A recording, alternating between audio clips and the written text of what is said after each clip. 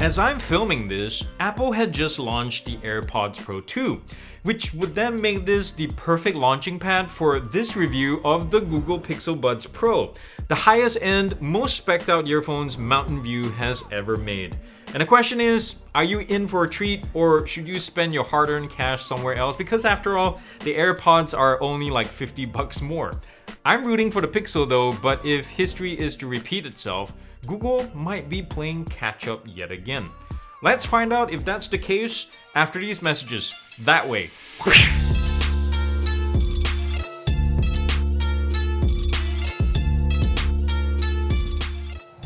The Pixel Buds Pro runs $200 and it comes in 4 different colorways, although the case is always going to be white.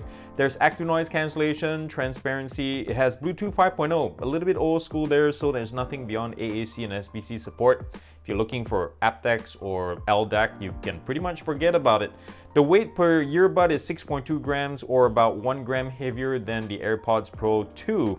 There is IPX4 water resistance for the earbuds, which is similar to the Apple as well, although the Apple does offer a similarly water resistant case. Now there's auto pause play on the earbuds. Here's the wear detection sensor right there. There's also active in-ear pressure relief, and I'll talk more about that later, one of my favorite features. There's volume EQ, 3 mics per side to handle phone calls, and noise cancellation. And battery life, I've gotten personally about 7.4 hours with ANC on at 65% volume. There's USB-C charging at the bottom as well as wireless charging too. The controls has single, double, triple taps as well as hold, and also a swipe either forward or backward or upward or downward to change the volume. The build quality of the entire unit is pretty much spot on. The seam lines are nice and tight both for the earphones as well as the case. I love the use of matte plastics here. The grip for the case is pretty good, as well as the earphone itself, at least for the top cap. Now, I don't like this shinier plastics protruding further into the ear canal. I would have liked somewhat grippier plastics, and I'll explain more later on in the show about how this affects long-term comfort. The cavity for the case is pretty easy to clean as well up to this point, so just putting a Q-tip in there, cleaning it from time to time. The contacts are right at the top, so gunk has a last chance of gathering at the bottom. Again, I really love the matte plastics. And since we're here, let's do the shake test. I'm gonna keep the lid open. It does lock in place somewhat, but for the test, I'm gonna have to keep it open. And yeah, thumbs down to that. It even knocked over the plant. Ugh. Anyways, let's look at the earbud itself. This thing is really well built as well, aside from the shiny plastics, but it is very smooth and very simple. Let me do the ear tip replacement test, see how fast this is. And you can see it is protected by mesh there, and it has its own stiffening core right there for the ear tip. And let's pop it in. It's pretty quick when I did it, but as always on camera, it does it in like half a second, which is pretty darn quick. Let me pop it off again and demo it to you again. See, it's done. That's pretty darn awesome. So we're outside doing the Bluetooth range test, and I have Tainted Love by Pomplamoose. That's not nearly all. Tainted love. Tainted love. And if I sound like I'm a little bit out of breath, that's because I am. This is like take 3. I usually do a run with each of my earbuds. Take 3 of the Pixel Buds Pro, and I've been testing the A40s as well, so I'm like out of breath. But I'm taking these Bluetooth 5.0 earphones on the little walk around the side of my house here to see when the signal strength between the phone and the earbuds start to have issues. So where I'm standing from the phone right now is around 25 feet. How you guys doing? Woo, it's sunny, but it's nice and cool today. It's around 49 degrees Fahrenheit, of course. Signal's still going strong. It's performing better than, oh, there you go. We're around 48 feet. So that's pretty darn impressive for Bluetooth 5.0. At this point, music is unintelligible, but I'm gonna walk just for fun out here to see when the disconnect tone happens. I'm guessing it's gonna be way past the road, middle of the road where it's safe for me. I'm gonna run out real quick and run back. Oh, disconnected right there. There you go. And we'll see when it reconnects and whether music plays again. Whew, I'm winded. Okay, we're back in range. I got a tone, but music is not playing. Easy stuff. I just have to tap to launch music again. Yep, easy peasy. You can see the fit of these in my ears. I hope it's around, definitely not for side sleepers, and it's around 2 millimeters, 2.25 millimeters outside of my ear. So yeah, weight distribution is not bad. And yeah, I've got some breath back a bit, so let me run. Wind resistance, it's okay when you're at speed. I can hear it entering the earbuds. And then the ANC is definitely overpowered a little bit by my feet pounding. There is some buzzing in the drivers. But they definitely stay put. I wish they were ear fins though, so you can properly work out with this or run with these. If you use these at the gym, totally fine, but not running, jumping jacks and all that kind of such. So anyways, let's head to the road to test out the mic quality on these for phone calls.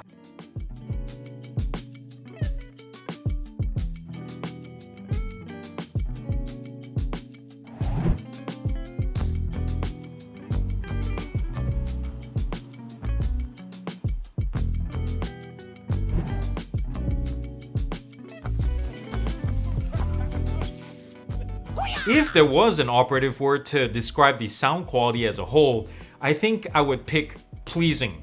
Very pleasing, as a matter of fact. There's a laid-back effort to the sound where elements like bass has just the right amount of kick without being obnoxious, even though bass heads would be happy as well. The mid-range, where voices and instruments mostly live, has enough energy without being overly boosted. And then you got treble and brilliance, which are, well, you get the idea. They seem to be well controlled somehow too.